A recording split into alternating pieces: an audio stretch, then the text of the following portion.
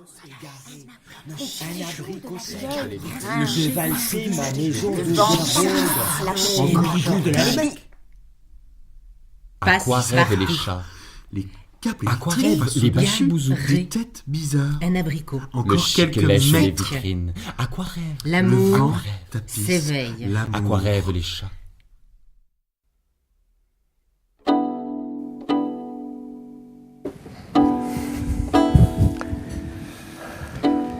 Merci.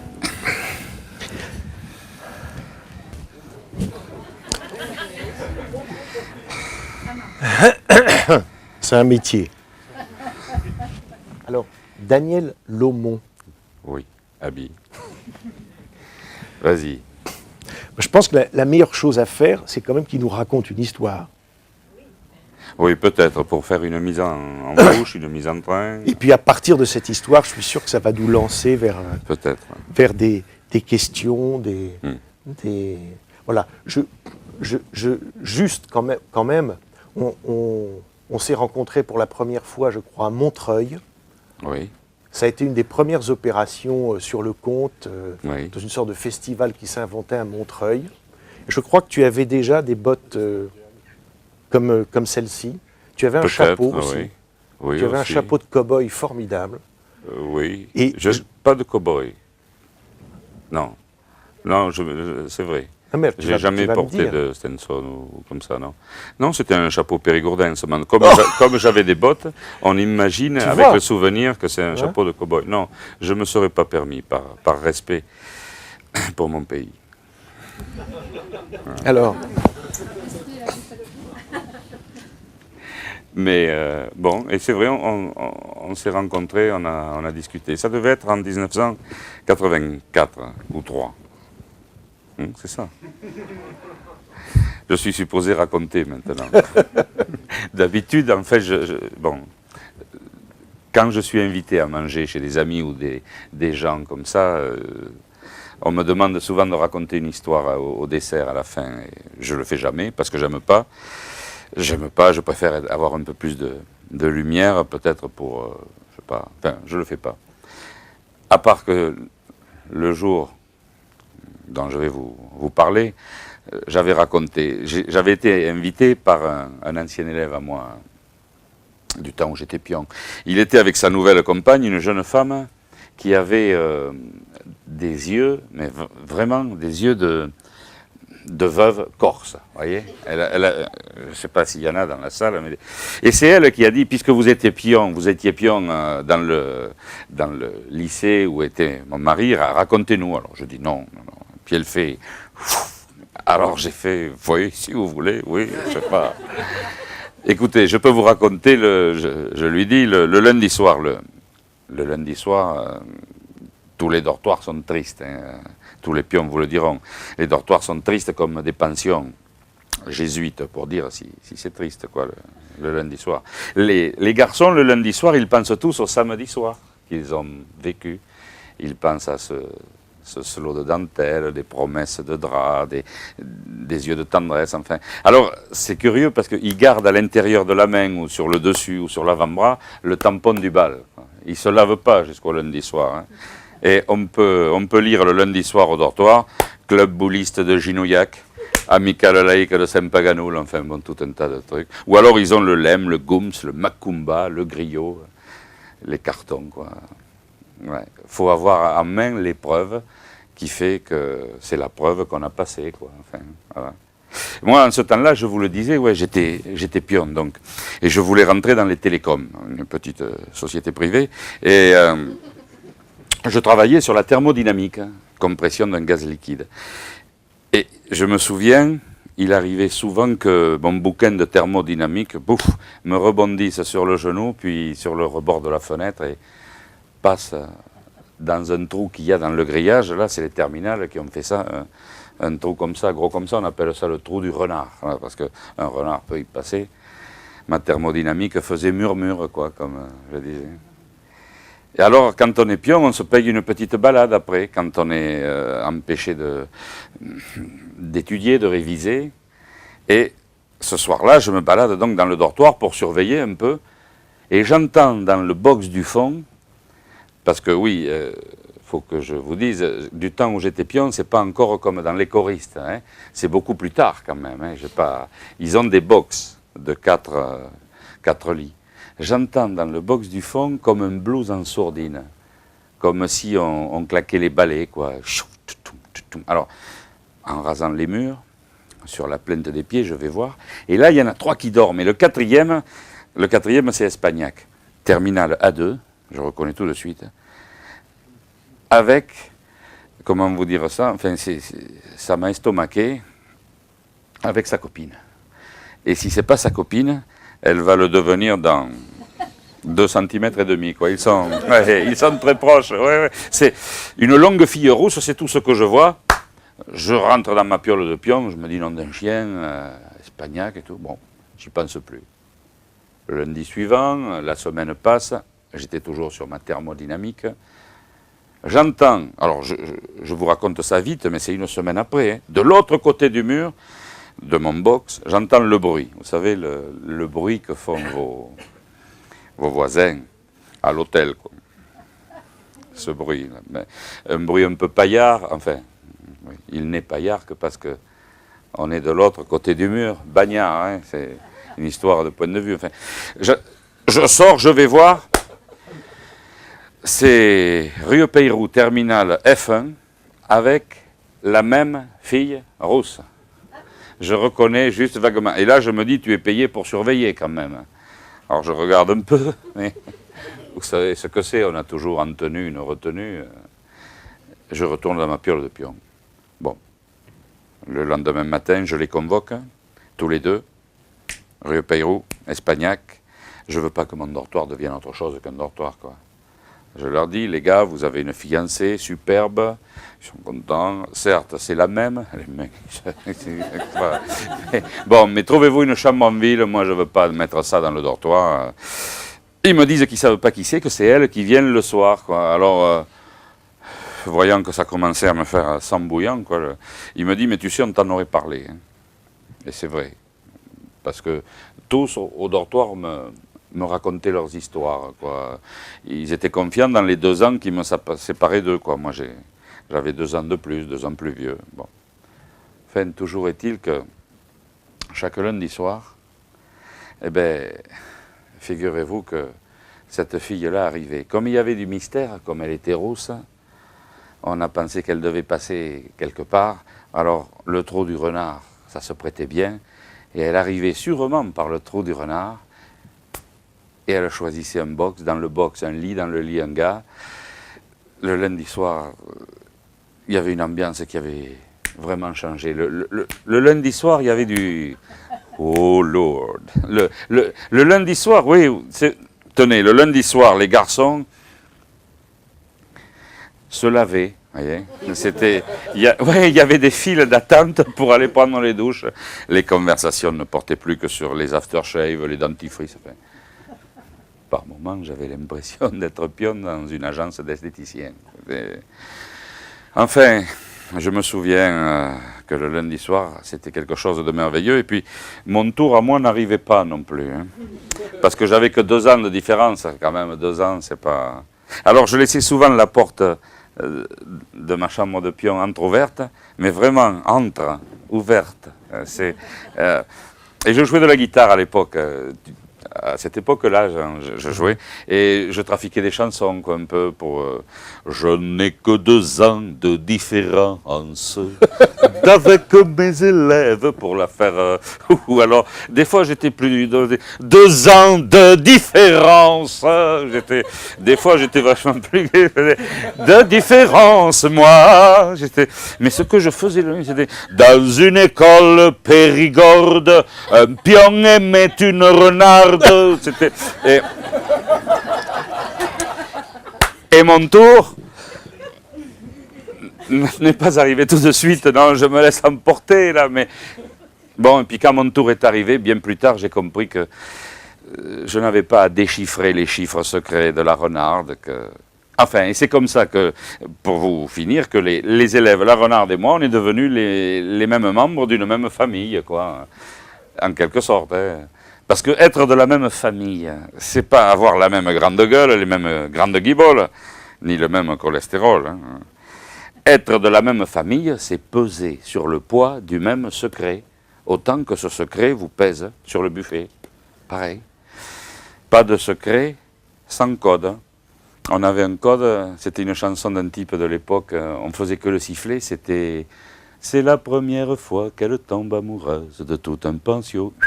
Ça voulait dire « T'as vu la renarde? J'ai vu la renarde avec nous, la renarde viendra ». Enfin voilà, cette fille qu'on appelait la renarde. Ouais. Et puis un jour, début juin, j'arrive au bureau du surveillant général, un matin, mardi matin, et se pointe en même temps que moi le veilleur de nuit, Artaban. C'est un type, non, on l'appelle pas Artaban pour ça, c'est pour d'autres histoires. Hein. Alors, chez nous, Artaban, c'est une coopérative de vin. Alors, et on l'appelle le vin Tefal, parce qu'on ne s'y attache pas. C'est pas un grand vin. Hein, bon, enfin, Artaban, il me montre un pied jaloux, là. Il me dit, putain, cette nuit, j'ai chopé une renarde. Puis il est tout content, là. Mais comment tu sais que c'est une femelle? Parce que les mâles, quand ils sont pris, ne peuvent plus partir. Les femelles, elles ont la patte plus petite, il m'explique. Et elles tirent, elles arrivent à se sortir comme ça. Mais le piège leur laisse une étoile, là, sur la patte, sur la chair. Et il est content et il ajoute, et rappelle-toi que cette pute, elle y reviendra pas. Et vous savez, tous les petits Artabans du monde, pour exister un peu moins mal dans leur petit présent de l'indicatif, font souffrir les petites renardes, quoi. Et après, elle est plus venue, la renarde, puis après, c'était la fin de l'année. Il y a eu un repas de fin d'année, mes élèves ont passé le bac, ils l'ont eu, même Rieux Peyroux, j'aurais jamais cru. Moi, j'ai passé mes examens, je suis tombé sur la thermodynamique, enfin, compression d'un gaz liquide. Mais bon, ils m'ont interrogé sur l'intérieur du chapitre, donc j'ai pas eu le... Je savais le titre. Et puis après, je suis devenu compteur, voilà. Alors, les agents du lycée ont recousu le trou dans le grillage. Et puis, comme je suis devenu compteur, c'était... ils ont pensé que j'avais inventé l'histoire, voilà. Et je finis toujours en disant, voilà, comme ça, quoi. Et là, je vous rappelle, je suis invité chez mon ancien élève et sa femme. Et voilà, un silence qui commence à être gluant. Hein. Alors je dis voilà, et puis du coup rien. Alors je dis tant pis, je balance des voilà. Je te leur balance des petits voilà qui rebondissent sur la nappe, qui vont ouvrir le robinet, juste qui jouent avec le jet, qui prennent avec une petite cuillère à café, qui remontent au plafond, qui descendent sur le papier peint, les voilà, qui s'accrochent aux cornes des cerfs, parce que le papier peint c'est des cerfs, ils ont loué. Et quand on loue, on n'est pas obligé, on est obligé de subir le papier peint qu'avait mis les couillons avant, et c'était comme ça. Et finalement, elle se lève, elle dit, pourquoi vous avez raconté ça, monsieur Lomont? En ce temps-là, moi je me teignais en rousse, je portais les cheveux longs, et puis j'usais des hommes comme des fruits. C'était une époque de ma vie, elle me dit. Bon, je dis, eh ben, ça sert souvent comme ça. C'est d'un emploi occitan sud-ouest, eh ben, oui, c'est pas... Et puis elle s'approche, et là, j'ai moins envie de rire. Je me recule, je ne peux pas trop me reculer, j'ai les cornes des cerfs du papier peint qui me... Elle lève sa jambe juste sur la chaise et elle me montre là, sur sa jambe, une étoile de chair meurtrie, là, comme ça, en disant, tu vois, homme, elle est là, ma belle étoile, là. Eh bien, ces gens-là ne m'ont jamais réinvité. Quoi. Voilà, par exemple, une mésaventure d'un repas.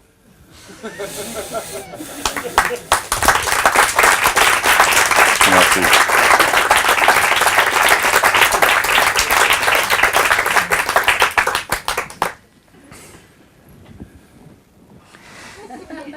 D'où l'intérêt du voilà.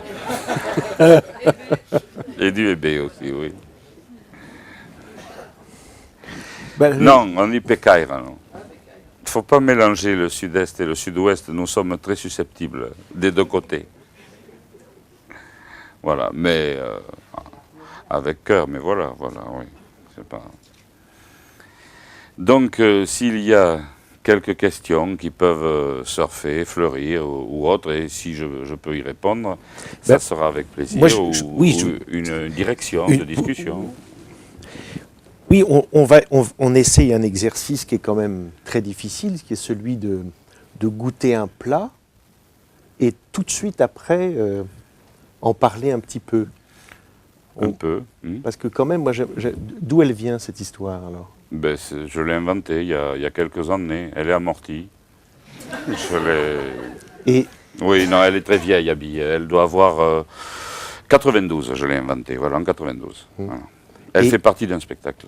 Et le phénomène, quand tu dis je l'ai inventé, est-ce que tu peux retracer l'impulsion? Ça vient, c'est venu comment cette histoire? Je pense que j'ai été pion, donc, réellement, oui, mais je ne sais pas si c'est fondamental. Je peux parfois raconter des histoires de menuisier où on peut penser que je suis un menuisier, que j'ai été, et que j'adore le bois et travailler, alors que... je ne sais pas, enfin j'ai été pion, je pense qu'il y a le fantasmatique d'une fille évidemment qui vient la nuit, etc. Bon, et puis curieusement, bon, et après évidemment, quand je l'ai inventé, j'ai pas pensé à ça, mais c'est la métampsychose, c'est le changement, la lycanthropie, puisqu'on est entre gens de la langue. Hein. La lycanthropie, c'est pas forcé que ça soit un loup pour la lycanthropie. On peut se changer en agneau, c'est quand même de la lycanthropie. Hein. C'est bon. Il y a ça, mais c'est venu naturellement, c'est-à-dire que j'ai pas voulu traiter l'affaire selon le merveilleux, j'ai voulu le traiter selon le fantastique, c'est-à-dire que tout ce que je vous ai dit, c'est plausible. C'est simplement vous qui faites le chemin en pensant que c'est une histoire curieuse, etc. Mais sinon, c'est plausible, c'est juste quelques mots qui peut-être exagèrent, mais sinon, tout est plausible. Et c'est là le fantastique que j'ai commencé à travailler à l'époque de façon plus peut-être comme un qui touche la glaise, quoi, plus réel. L'idée m'est venue comme ça, bon, et puis après, ben, avec tout ce qui peut hanter un homme, c'est-à-dire le sexe, la sexualité, les femmes, voilà, quoi. Bon, c'est vrai qu'il y a tout ça, et puis la mort, évidemment, la transformation. Non, voilà. Et ce n'est qu'après qu'on m'a dit, par exemple, et c'est intéressant, puisque on évoquait la Chine tout à l'heure, on m'a dit 2 ou 3 ans après, c'est Yannick qui m'a dit ça, que la renarde était un animal souvent cité dans les contes chinois qui se changeait en femme, un peu comme chez nous, la biche dans les contes médiévaux, etc. C'était l'équivalent. Je ne le savais pas, mais... C'était assez facile puisqu'il y avait la chevelure rousse, il y avait cet aspect furtif, cet aspect de secret, de nuit, bon, donc c'est assez facile de retomber sur des mythes, quoi. En fait, quand on invente, on retombe fatalement sur un mythe qui a déjà été exploité à fond. Voilà, et puis bon, le reste après c'est un habillage propre à la façon de parler, de vivre, de se trouver des... Voilà. Mais c'est vrai que c'est un peu disséqué, c'est un peu raconter comment on a préparé le plat. Mais par exemple, tu dis, je ne voulais pas raconter du merveilleux. Qu'est-ce que tu veux dire par là, entre merveilleux, fantastique? Je voulais raconter quelque chose qui dérange, qui mette mal à l'aise. Ben, si j'avais voulu raconter du merveilleux, j'aurais dit qu'une renarde arrivait et qu'elle se transformait en jeune femme rousse. Et on l'accepte, vous autres vous l'acceptez, ou pas. Alors ceux qui ne l'acceptent pas, ils ne rentrent pas dans le compte, et ceux qui l'acceptent, ils acceptent qu'on soit dans le merveilleux. Donc après, la renarde, la jeune femme rousse peut faire des choses miraculeuses, c'est normal, puisque on est dans un conte merveilleux. Là, elle ne fait rien d'extraordinaire. Et on ne sait pas si c'est une femme, probablement une rôdeuse ou une nymphomane, qui... Oui, nymphomane est peut-être plus médical, mais c'est moins injurieux que nympho, je trouve. Hein? Je sais pas ce que... Enfin bon, on va pas disserter sur le sens de... Non, mais... Donc voilà, j'ai voulu traiter la chose en fantastique, au sens du fantastique, où on ne sait pas si la réalité que l'on perçoit est cette réalité, ou si c'est une autre. Tandis que le merveilleux n'est jamais qu'une... il y a des conteurs, et moi aussi, souvent, j'emploie le merveilleux, mais j'allais dire, le merveilleux n'est qu'une boursouflure de la réalité. Souvent, c'est une réalité qu'on a gonflée au maximum, et après, tout est permis à l'intérieur de la bulle, quoi.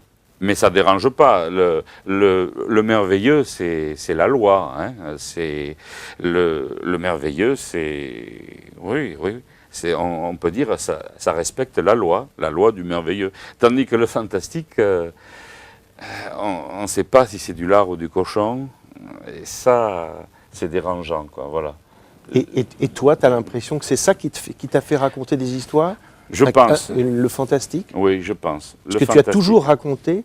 J'ai toujours raconté avec plus ou moins de bonheur, et je continue avec plus ou moins de malheur aussi, évidemment, parce qu'on s'essaye. On est là entre forgerons. Hein, donc, mais oui, c'est ce fantastique qui m'intéresse, parce que le merveilleux, pour moi, c'est le dogme. Bon, c'est pas compliqué. Tandis que le fantastique, c'est au contraire un éveil, c'est une spiritualité poétique en marche, c'est une irréalité possible, mais pas prouvée, quoi. Bon, on est parti sur ce sujet. Je vais vous citer une phrase de Ampateba, un grand Africain, qui dit que, pour parler du fantastique, quand on est sur une rive du fleuve, le fantastique, c'est pas la deuxième rive de l'autre côté, c'est la troisième rive. Voilà.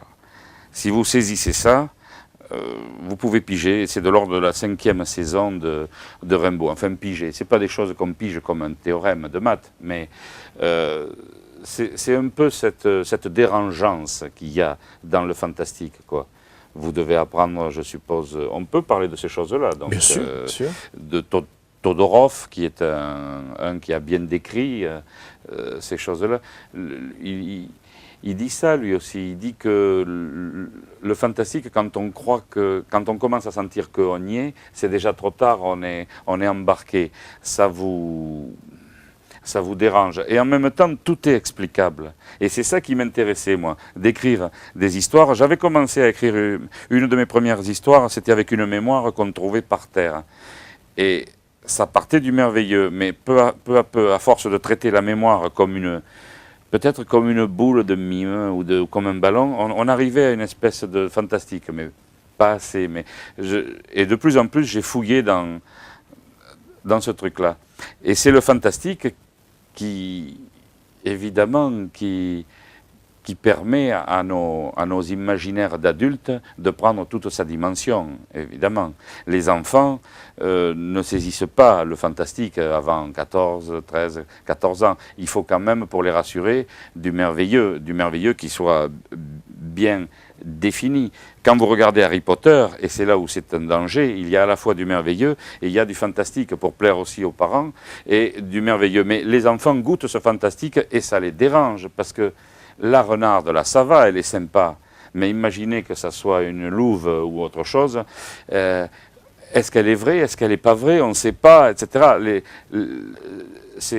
Ça va pour nous, les adultes, mais pour les enfants, enfin moi je sais que pour les enfants, je conseille, et puis avec les miens, on fait du merveilleux jusqu'à un certain âge. Bon, après, c'est autre chose. Voilà, moi je crois que c'est le fantastique qui nous donne la puissance du conte, du moins, c'est que se trouve pour moi dans le fantastique. Alors évidemment, après, il y a tout un habillage, il y a le reste, et puis quand on va travailler ou quand on va créer, on ne va pas dire je vais faire du fantastique, non, on essaye de raconter ce qu'on a dedans avec les outils qu'on a. Mais bon, moi depuis beaucoup d'années maintenant, je fouille dans le fantastique, quoi. Voilà. Ça a l'avantage que ça allume davantage peut-être le cinéma dans les cervelles de ceux qui écoutent. C'est pas du... Voilà, enfin, je peux alors me paraphraser. Tu parles de cuisine, tu parles d'outils, tu parles d'écrire. Alors, tu es devant cette question d'écrire une histoire fantastique, mais tu sais que c'est toi qui vas la raconter. Oui. Donc tu te l'écris pour toi-même, avec Oui. des outils qui vont être les tiens. Oui. Alors, par exemple, là, dans ce que tu as raconté, tu utilises, avec un dosage sûrement savamment étudié, des choses du quotidien, tu rajoutes un petit peu d'événementiel qui vient de se passer il n'y a pas longtemps dans nos mémoires, tu utilises en même temps des images, là Bien sûr. tu fais rire un peu mais pas trop, Mhm. tu glisses, alors Oui. entre le moment où tu as l'idée, C'est vrai. tu écris, et puis tout à coup tu racontes. Ah, Là tu m'as dit, je vais peut-être pas raconter comme si j'étais en spectacle. non, parce qu'elle fait plus, elle est le double de temps, quoi. C'est autre chose. D'accord. ouais. Alors, explique un peu comment entre l'impulsion de départ, l'écriture, qui te permet par exemple de faire ce que tu viens de faire, c'est-à-dire, moi je t'ai entendu raconter cette histoire beaucoup plus, qu'est-ce qu'on pourrait dire Comme un conteur, plus. je Sur ne sais- scène. Je ne sais pas, Oui. disons avec une dimension plus corporelle, Oui, voilà. plus développée, Oui. dans un espace beaucoup plus grand, et puis là tout à coup, hop, tout ça, ça disparaît, tu es assis. On la livre autrement. Tu l'as ouais. fait complètement autrement. Alors c'est quoi ce rapport entre j'écris une histoire, je sens les gens, c'est quoi ta cuisine? Ça vient longtemps après. D'abord, quand l'histoire se crée, on a en fait un événement qui peut créer une histoire ou simplement une phrase ou une image poétique.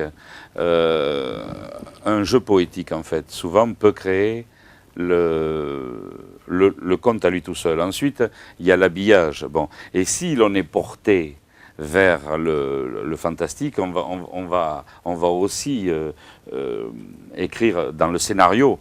J'emploie ce mot à dessein, quoi. J'essaye d'écrire mes contes comme des scénarios, des scénarii, comme on peut dire les deux. Hein. Et d'ailleurs, j'écris les deux. Mais c'est... Oui, ça commence comme ça, comme une suite logique avec une boucle. Bon. Et ensuite, il y a tout un travail, évidemment, de paroles, j'aime bien dire que je raconte beaucoup moins bien que dans 10 ans. Voilà. Et c'est vrai que conter, je le vois pour tous mes collègues qui ont commencé, tous ceux qu'on a laissés en route aussi, mais à l'époque où on a commencé, ben, on devient conteur en comptant. Vous voulez compter? Eh bien, compter, il faut compter. Et bon, alors donc, c'est ça après qui permet de diminuer pour un l'appréhension, pour l'autre les choses emphatiques, pour l'autre la facilité comique, pour l'autre le gouffre je sais pas, rabelaisien, etc. Bon. Et c'est après finalement qu'on arrive à avoir un recul sur soi. On ne l'a pas encore, mais je comprends qu'il existe maintenant. Avoir un recul en se disant, là, je donne dans le facile, je fais ci, je fais ça et tout. Bon. Et puis on se parle entre nous, on se critique, on se dit, tu ne devrais pas faire ça, il y a ça ou ça. Bon. Et peu à peu, on avance. Donc, pour la fabrication d'un conte, bon, j'aime le mot alchimie aussi. Je dirais que ça fait partie de l'alchimie. Il y a une alchimie que l'on doit doser. Mais pour ça, il faut se connaître soi-même, quoi. Un peu, savoir qu'on a tendance à faire un peu trop de ça, un peu trop de ça. Comme une cuisinière qui sait qu'elle sale trop. Bon, eh bien, le jour où elle va recevoir des gens très importants pour elle, son petit-fils, par exemple, eh oui, plus important qu'un ministre. Hein. Vous remarquez maintenant les ministres. Et... Bon, eh bien, ce jour-là, vous voyez, là, sur scène, avant, je le faisais un peu trop, ça. Alors, ça va bien, mais on sort du compte. Ça va bien un petit coup de renvoyer une dose comme ça, mais c'est pas trop. Alors, ce jour-là, la cuisinière, eh bien, elle va pas assez saler. Mais le coup d'après, elle aura peut-être la juste mesure, quoi. Bon, voilà. C'est un peu ça, il faut connaître ses outils, et puis voilà. Mais... le fait d'être, comme tu le disais dans l'introduction, sur une scénette et un peu plus haut, fait qu'on me voit mieux. Mais ça ne veut pas dire que chaque parole que je vais proférer va être d'une grande sagesse non plus. Hein, faut pas, parce que, évidemment, on est questionné, alors on se fouille un peu l'intérieur de soi, mais... finalement, j'aime bien dire aussi que je suis chercheur, tu sais, on le disait tout à l'heure, je suis un chercheur, voilà, on cherche, on se cherche, voilà, évidemment, on trouve un peu plus de choses, plus qu'il y a 10 ans, mais c'est pas fini. Je ne sais pas si ça répond vraiment à ta question. Et alors, quand tu es venu ici, tu as raconté ta création Vide-grenier. Puis avant, tu avais raconté un répertoire de contes différents. Et tu avais une manière de raconter ton monde, l'endroit où tu habites, l'endroit où tu vis, où tu avais intégré beaucoup de données contemporaines. Alors je retrouve un peu ce que tu dis sur le fantastique. Et comment tu vis ça, c'est-à-dire cette manière d'intégrer le présent, la réalité de ta propre vie, du lieu où tu habites, dans ce que tu racontes, et comment tu le transportes ailleurs, comment tu sens ça? On pourrait presque dire, c'est quoi ta question de racines, de territoire? C'est important de parler de ça. Je vais vous dire d'abord une phrase que je dis exprès dans un de mes contes. C'est pour vous situer, c'est un conte dans lequel une dame anglaise achète une maison en Périgord et qu'elle va vivre une histoire d'amour avec un gars du pays, etc. Donc, je parle des racines à un moment donné. Et je dis, et je fais bien exprès de le dire, les racines, je dis, c'est important et tout. Bon, alors, certains attendent peut-être une phrase définitive. Et je dis, les racines qu'on se crée valent bien les racines consacrées. Voilà.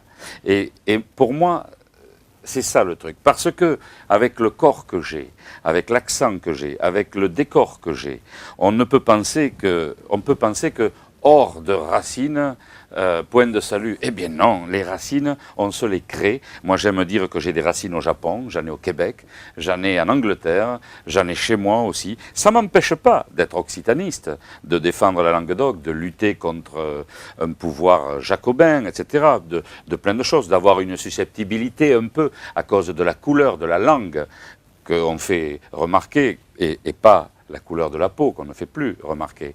Mais bon, à cause de ces choses-là, mais ça ne m'empêche pas d'aller vers ce qui est universel. Voilà, la façon dont un conteur, et je pense un artiste, doit concevoir l'universel, c'est avant tout une mosaïque de petites choses de diverses cultures. Je ne veux pas qu'on soit tous pareils, je veux qu'on soit tous différents. Enfin, c'est un discours maintenant qui est très revenu en surface, et puis tant mieux, mais ça passait pas partout avant, quoi. Donc, occitan, oui, mais aussi français, aussi citoyen d'Europe, etc. Et en même temps, pourquoi pas amateur d'escargots, et puis aimant les États-Unis, mais pas forcément Bush non plus, aimant l'Angleterre, mais pas fou amoureux de Madame Thatcher, etc.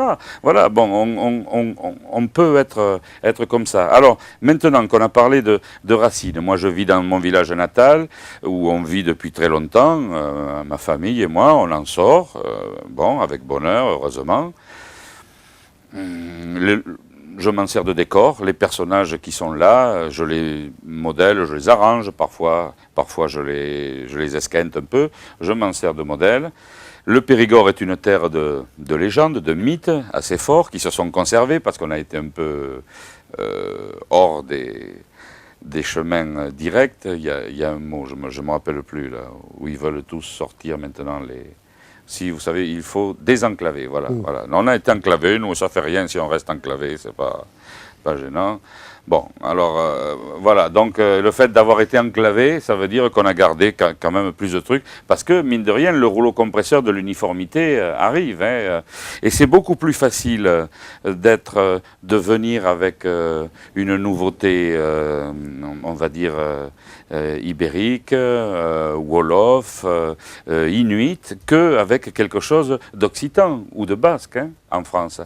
Cette réalité existe aussi. Et nous, pourtant, on se sent les frères de lait, justement, des wolofs, des inuits, etc. Mais c'est plus difficile, paradoxalement, je parle culturellement, hein, pour nous. Évidemment qu'après, c'est vachement plus facile en ayant le passeport français et puis l'ADN et tout. Non, mais bien sûr, je veux remettre les choses à leur place. Je ne veux pas non plus qu'on passe pour des martyrs. Hein. Mais c'est une réalité que nous vivons. Il suffit pour cela d'être un peu, disons, de regarder les choses, quoi. Voilà.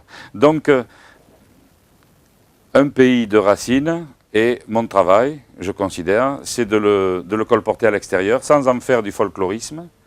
Ce qui est très difficile parce que quand je joue, quand je raconte souvent au nord de la Loire, la première minute est consacrée à écouter la musique de l'accent. Ce qui est aussi normal, parce qu'après tout, on n'est pas si habitué que ça à entendre parler. Regardez la télévision, par exemple, ou la radio, il n'y a pas beaucoup de gens qui parlent, je veux dire des présentateurs, des gens attitrés, avec l'accent. Il n'y en a pas beaucoup, pourtant on est quand même une bonne quinzaine de millions, grosso modo, tous accents occitans confondus, à parler comme ça.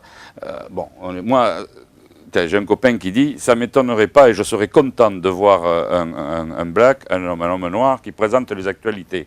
Mais là, le jour où je serais étonné, ça serait que ça soit un type qui ait mon accent. Eh oui. Alors évidemment, et pourtant on peut très bien, sans sombrer dans le cliché en disant que des expressions occitanes, mais pourtant après tout le français est parlé différemment au Luxembourg, en Belgique, au Québec, dans le Sud. Bon, c'est autre chose. Je vous disais, la première minute me conduit directement, si je veux, à faire des pagnolades. Le mot pagnolade vaut pas grand-chose face à l'immense pagnol, mais il se trouve que c'est ce mot qu'on a choisi, qui est passé dans la langue. Or, justement, le travail du conteur, tel que je le ressens, c'est de dire, regardez mon décor, ça se passe en Périgord, c'est contemporain, c'est des gens qui finalement, humainement, sont les mêmes que vous, que moi, que d'autres, etc. De toute façon, le secret, c'est que si on veut dépeindre quelque chose de très typique, tant qu'on n'y mettra pas l'humain au fond, ça restera comme une curiosité ethnologique. Je parle du conte toujours, un joli conte, ça sera un joli conte vietnamien, mais si on n'y a pas mis quelque chose qui humanise, c'est raté. Alors c'est ce que je cherche dans l'humain.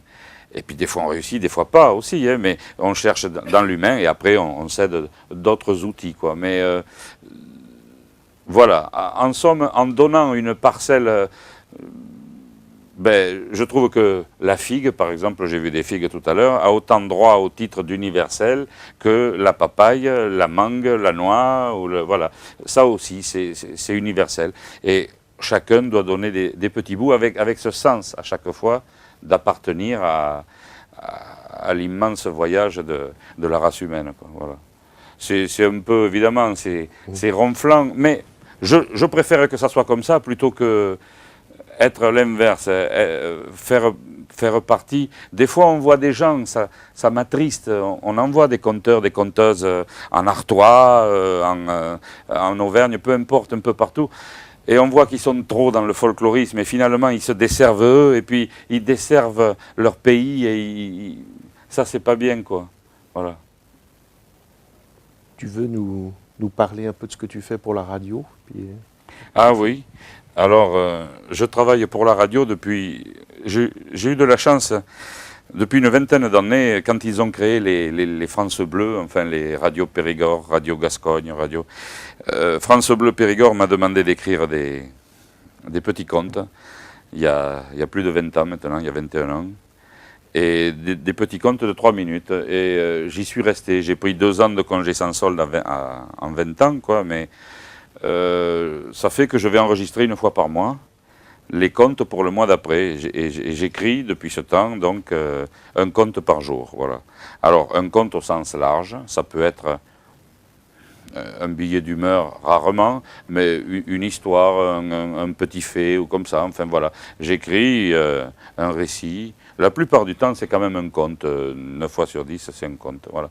Donc un tous les jours, depuis 20 ans. Depuis 20 ans, ouais. Mais alors, là, en ce moment, aujourd'hui, je n'ai pas écrit, par exemple, mais je suis en avance. J'ai pris de l'avance. Donc, j'ai le droit. Voilà. Mais c'est colossal comme travail. C'est colossal, il faut rajouter pas le samedi ni le dimanche. C'est-à-dire, ils ne passent pas le samedi et le dimanche. Mais enfin, ils passent, ils font des rediffusions. Mais enfin, ça fait 23 contes par mois, quoi, ouais, que je fais. Oui, avec plaisir. Je vous tourne le dos parce que... À la radio, justement, si vous écrivez des contes, est-ce que vous êtes limité dans le temps ou pas du tout? Oui, je suis limité à 3 minutes. Ouais. Et d'ailleurs, pour la radio, à 1 heure de grande écoute, toute relative, mais enfin, il y a quand même 400 000 auditeur en Périgord, puis ça mange sur le Lot-et-Garonne, le Lot, la Gironde, etc. Et puis maintenant, j'en fais d'autres, disons que dans le sud-ouest, d'autres radios. Donc, à 1 heure de grande écoute, 3 minutes, ça va. J'essaye de me... il me change. En ce moment, je suis à 16h et je suis à 9h50. 9h50 et 16h. Mais il me change selon les directeurs des programmes et tout. Mais là, je vais revoir vendredi, justement, pour avoir un truc. Ça dépend si vous écoutez Périgord ou Gironde. Dans le Lot, alors c'est Périgord, ouais. Quel endroit dans le Lot c'est... Au-dessus de Saint-Céré. Oui, ça passe là-bas, oui. Voilà, ouais. Non, mais parce qu'il y a des endroits dans le Lot où ça passe pas. Mais j'ai rien contre les gens du Lot. Non, ma belle-mère en vient. C'est pas... Non, on se retrouvera aussi à Bretenoux. Je serai à Bretenoux en avril. En avril. Mais bon, je vous dirai tout à l'heure. En avril. Et le sud-est, un jour? Non, le sud-est, ben là j'ai, bon, pour clore le chapitre des petits contes, l'atelier de création de Radio France m'a demandé d'écrire des contes sur le rugby avant la Coupe du Monde. Donc, ouais, mais vous savez, chez nous, c'est très sérieux, hein. Et donc, pour moi, j'ai ressenti ça comme un honneur, un plaisir. Vous voyez, vive les différences, c'est là où on s'enrichit, mais vos éclats de rire sympathiques, eh bien, ici, ils sont normaux et je les accepte comme quelque chose de la découverte, de même que je suis. Mais je vous découvre avec vos éclats de rire. Chez nous, il n'y aurait pas eu un éclat de rire parce qu'on a demandé à quelqu'un d'écrire des contes sur le rugby. Voyez ? Mais moi, c'est ces choses-là que j'aime, ce sont ces différences-là, évidemment. Et ça ne veut pas dire que l'un est meilleur que l'autre ou pire, hein, mais c'est simplement pour vous dire qu'à l'intérieur des mêmes choses, on sent les choses différemment. Donc, ça passe aussi dans le sud-est, mais ça s'est fini le 20 octobre, comme on sait, quoi. Voilà. Alors, si tu veux, je parle beaucoup quand même, remarque. C'est le but. Hein. Je parlerai après de la façon de compter et de lire. D'accord. Quand je l'ai vu qui sortait de la pharmacie avec un grand panneau de carton, je me suis douté de quelque chose. Il portait son panneau comme une mariée. Je l'ai suivi de loin jusqu'à sa voiture et il a posé le panneau avec précaution à l'arrière. Il a même ajusté la ceinture de sécurité, puis il m'a vu. C'est pour les corneilles, ça leur fait un bon épouvantail, qu'il m'a dit. Je me suis approché et il m'a montré son acquisition. Son panneau, c'était une jeune femme qui vantait les mérites d'un savon à l'huile de papaye, taille réelle. J'ai dit que c'était un bel épouvantail, plutôt un enchantail. Alors il m'a regardé, jaugé un peu, et puis il a fait « Allez, viens, va, on se connaît depuis toujours, on était à l'école ensemble, viens, je vais te montrer. » Et j'ai embarqué dans sa voiture, hein, à l'avant, la fille à l'arrière. Une fois chez lui, j'ai découvert la cuisine. Elle était habitée par des jeunes femmes au sourire de cinéma. Que des publicités, grandeur, nature, données par l'épicier, le patron du magasin de bricolage ou par le mécano de la station-service. Facile à savoir, hein. Un tapioca dans la main d'une nymphe presque nue, une tronçonneuse maniée par une jeune chinoise en maillot de bain, et une mécanicienne en monokini brandissant une clé à molette, qui n'en pouvait plus la clé à molette. À côté de ces femmes délurées, la dernière arrivée, avec son savon à l'huile de papaye, faisait presque guinder. Voilà qui m'a fait, voilà où je range les épouvantails. Parce que des fois, j'ai pas le cœur à les mettre au travail en plein champ. Elles sont mignonnes, hein, tu trouves pas? J'ai dit que oui, que je trouvais l'idée jolie aussi. Et qu'est-ce que je pouvais répondre d'autre? Il a continué.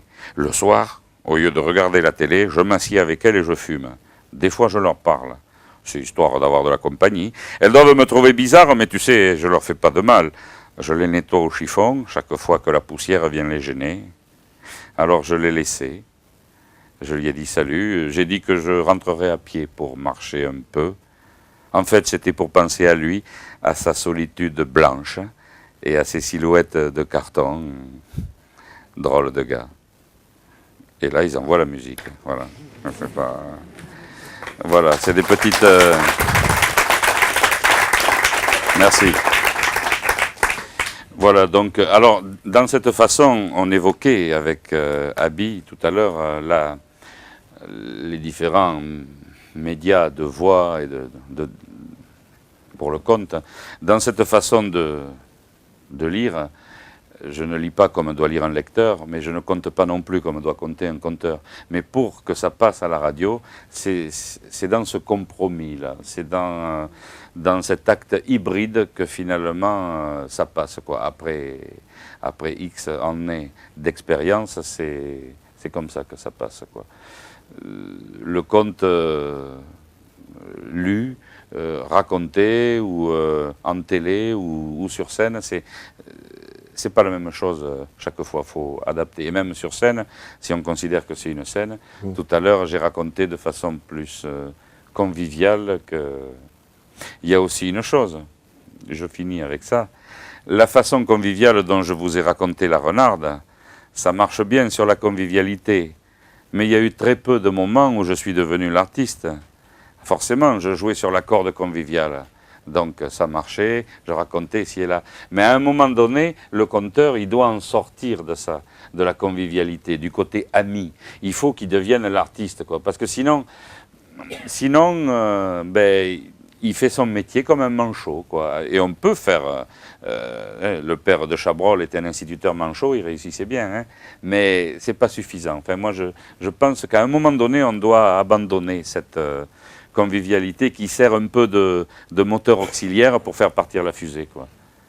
Voilà. Vous pouvez expliquer un petit peu, je ne comprends pas très bien ce que vous dites, donc, cette attitude sortie de la convivialité. Eh bien, je développe un peu plus parce que j'ai toujours un peu de pudeur à raconter ces choses-là.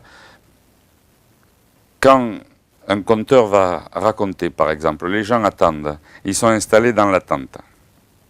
Quand vous arrivez, vous êtes le dérangeur, quoi que vous fassiez.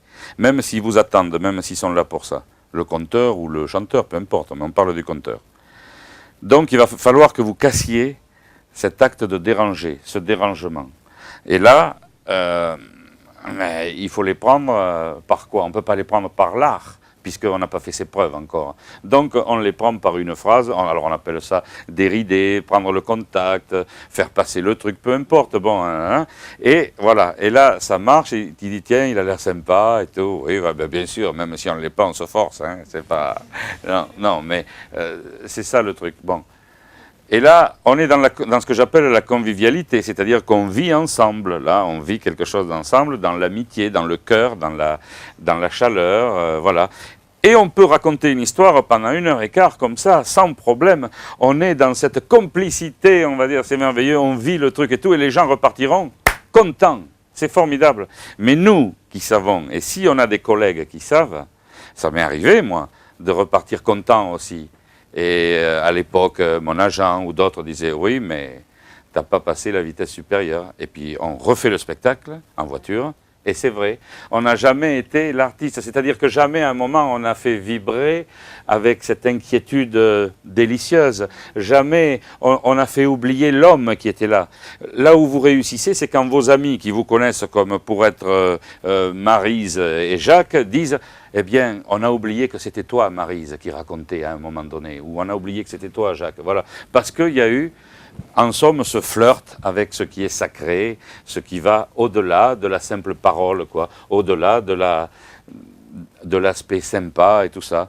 Mais au début, on ne peut pas faire autrement. D'abord, au début, il y a le corps, l'habit, l'accent, la voix, le visage, etc. Il faut quand même qu'on fasse connaissance et tout. Mais après, il faut vraiment en sortir. Ça n'empêche pas qu'on puisse y revenir, mais le mieux, c'est quand même qu'on les prenne, qu'on les malaxe, qu'on prenne, je dis les, qu'on malaxe le public comme ça, autrement. Voilà. Et puis, c'est aussi une certaine facilité de jouer sur cette façon-là. La même qu'on peut trouver dans l'utilisation du comique à outrance aussi, ou de l'humour parfois. En général, c'est du comique, mais bon... et pourtant, de temps en temps, on y sombre tous, hein, parce que c'est un peu facile aussi. Et puis ça rassure. Voilà. Est-ce que, par exemple, quelle fin tu as choisi pour, dans Vide-grenier, la question de... par exemple, voilà une histoire qui dérange. Oui. Oui, Quand ça dérange. Quand tu parles de ce qui fait qu'on passe tout à coup à un autre niveau, il y a soi-même, il y a le corps, il y a l'énergie, mais il y a aussi ce qu'on dit. Et ce qu'on ne dit pas aussi. Ou ce qu'on ne dit pas. C'est ça. J'ai choisi de faire penser à l'inceste, mais sans évoquer le mot, et en décrivant très peu, par touche. D'ailleurs, il y a des soirs, il y avait des soirs plus au début où je rodais le spectacle, où j'y réussissais mieux que d'autres. Hein. Et puis à force, on arrive à savoir, même si on n'apprend pas par cœur, mais on arrive à savoir suffisamment la touche pour faire penser à l'inceste sans le dire. Bon. Là, ça, oui, ça dérange, puis ça fait aller... On termine sur une fin qui dérange. Je boucle pas, quoi. D'ailleurs, les gens viennent me dire, est-ce qu'il y a eu inceste? D'autres disent non, il n'y a pas eu inceste. Il y a eu il y a tout ça. Je raconte ce parcours et ce n'est qu'à la fin qu'on peut avoir une clé supplémentaire, hein, quoi. Mais il y a des clés à l'intérieur. Il y a d'autres clés, quoi.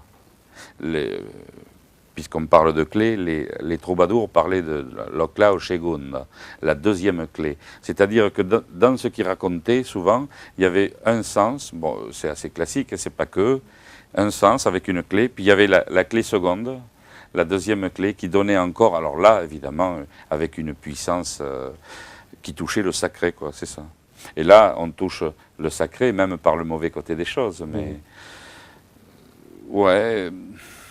En fait, c'est sûrement que je devais avoir envie de parler de ça, quoi. Voilà. Est-ce que tu veux raconter quelque chose d'autre avant qu'on passe un peu la parole à nos... Oh, peut-être que ça va, non? Oui, c'est... Une petite histoire. Hein. Je vais vous raconter encore une histoire du Périgord. Non, j'ai écrit Tokyo Blues Express, par exemple, j'ai vécu au Japon, qui parle du Japon pendant 1h15. Mais évidemment, je ne parle pas comme un Japonais, je ne pousse pas la politesse si loin, mais je peux parler d'autre chose. Hein. Mais celui-là, c'est Patissou. Patissou, c'est un jeune pâtissier. Et puis, vous savez, des fois, quand on ne le sait pas, mais les pas vous mènent où vous ne savez pas. Et lui, c'était sa voiture, en fait. Bon, il avait pris sa voiture pendant sa coupure de travail, de pâtissier. Il était allé à travers bois, je vous fais ça très vite, et là il entend une musique de bal, mais vraiment de bal. Curieux, il pousse un peu plus loin à pied, et il voit une vieille maison, et une vraie vieille maison. Il n'y avait pas de joint, c'était vraiment une vieille maison.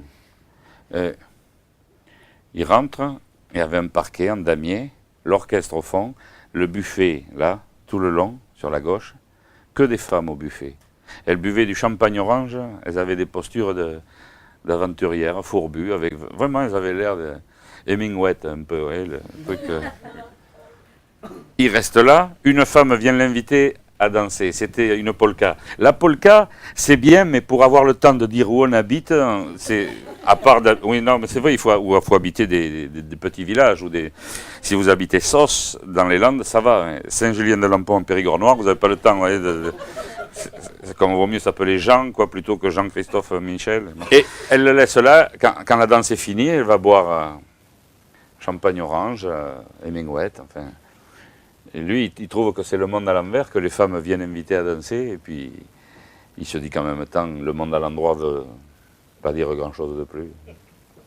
Et puis, une autre arrive, c'était un rock. Le rock, c'est pire. Pour parler dans un rock, c'est infernal. En plus, il faut faire quelque chose avec la jambe arrière pour faire voir qu'on suit le rythme. C'est pareil, il n'a pas le temps de se présenter, ni rien. Et puis finalement, l'orchestre joue une danse utile, un slow. Et la jeune femme qui vient l'inviter, c'est une jeune femme qui a les lèvres un peu comme les courtisanes des siècles passés. Enfin, du moins, l'idée qu'ils s'en faisaient de par les livres d'histoire. Elle l'invite très gentiment, un regard juste, et puis il danse et il lui demande comment elle s'appelle. Elle dit « m'appelle la lèvre », je m'appelle la lièvre. Ça veut dire la lièvre, quoi. Elle lui dit, ah oui, je comprends. Et là, au lieu de faire un joli compliment, de dire c'est un drôle de nom, de s'appeler la lièvre, comme ça, cet imbécile, il va lui dire « Ah, la lièvre, j'en ai mangé une dimanche dernier avec du vin de Cahors. » Mais elle a dit « Oh, ça n'est pas gentil. » Et elle l'a laissé là, en plein milieu, à faire tapisserie, lui, l'apprenti en... Oui. Il s'est senti tout bête, et pourtant il s'était passé quelque chose juste dans le début du slow, il s'était passé un truc, alors il a repris le chemin du retour, sa voiture dans les bois, puis il est rentré. Et en rentrant, la nuit était tombée, la lune était pleine, ça il ne pouvait pas y couper, juste du côté de Montfort, vous ne connaissez pas, mais la Dordogne est en contrebas, les rochers sont abrupts, une lièvre traverse comme ça, devant, il freine à mort, mais à mort, hein. La lièvre, il ne l'a pas touchée. Et la voiture a dérapé, s'est arrêtée à ça du précipice. La Dordogne en bas, à la lune. Il est sorti, il avait les gambilles toutes électriques. Hein. Et il a compris que ce jour-là, il était passé à la fois à côté de l'amour et à côté de la mort, dans la même journée. Alors, Patissou, il a décidé de ne pas gâcher le reste de son existence. Hein. Il est devenu un bon apprenti, puis il est devenu un bon compagnon pâtissier. Et puis plus tard, il s'est acheté, quand il est devenu patron, il s'est acheté une pâtisserie, une belle pâtisserie, et il a continué à travailler. Et bon, bien sûr, il ne faut pas que je vous en fasse un portrait idyllique. C'est pas devenu un sage non plus, hein, parce que on le sait, nous, être sage. C'est fou, il faut l'être tous les jours, quoi. C'est pénible. C'est pas devenu un héros non plus, parce qu'un héros, tu l'es plus. Non, et évidemment, c'est pas devenu un saint non plus, parce que on n'est pas dupe. Il y a trop de chemin à marcher entre le saint et la sainteté, bien sûr. Non, mais c'est devenu un homme, Patissou, un homme respectueux désormais, de cette passerelle mouvante entre les choses visibles et les choses invisible. Et cric et crac, l'oukun Jacobat. Merci.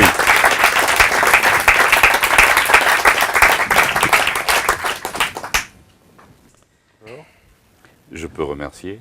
Bien sûr, tu peux. Je vous remercie de vos questions. Je remercie ceux et celles aussi qui n'ont pas eu le temps peut-être d'en poser, de ci, de là, mais pour moi, c'était quelque chose au début d'un peu déconcertant, et puis finalement je ne vais pas dire agréable, parce que j'ai fait attention, non, mais pas désagréable non plus, mais je fais attention, ça m'oblige à regarder à l'intérieur de ce que je fais aussi. Ça m'a appris des choses sur mon métier, sur moi-même, peut-être sur des choses dites qui ne sont pas peut-être à changer, mais en tout cas, ça a été sympa, puis j'ai senti une bonne atmosphère, quoi, hein. Donc, merci à vous d'avoir été là, voilà. Et puis juste pour finir, merci à Abby, Patrick, merci aussi à la Maison du Conte, à toutes celles et tous ceux qui participent là. Je suis content de venir chaque fois, quoi, voilà. Et puis c'est bien. Voilà. En tout cas, nous, on est content que tu sois venu et que tu ouvres oui. cette nouvelle aventure avec nous. Et Daniel, pour ceux qui sont intéressés, est quelqu'un qui réellement écrit beaucoup. Et tu as amené quelques bouquins à toi qui sont là. Oui, quelques. S'il y en a que ça intéresse. Oui, oui. Puis les autres savent maintenant où t'écouter sur radio. Sur France Bleu. Sur France Bleu. Voilà. D'accord. Gascogne aussi. Puis on peut continuer de manière plus informelle. Oui, voilà. Vous connaissez la maison. Vous savez que ça continue de manière informelle. Merci. Merci à toi. Bon. N'oublie pas tes lunettes, Abby. Ouais.